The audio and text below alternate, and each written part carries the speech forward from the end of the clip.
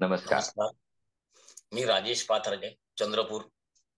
वय 54 वर्ष. अं, मला किडनीचा आजार होता 2 वर्षापासून. आणि मी 2 महिने सुट्टी घेतली होती. त्यावेळी बेडवर झोपू-झोपूच मी Facebook वगैरे पाहत होतो. त्यामुळे मला सूर्यनमस्कार साधनेचा ॲड दिसली व मी ऑक्टोबर महिन्यापासून हा क्लास जॉइन केला.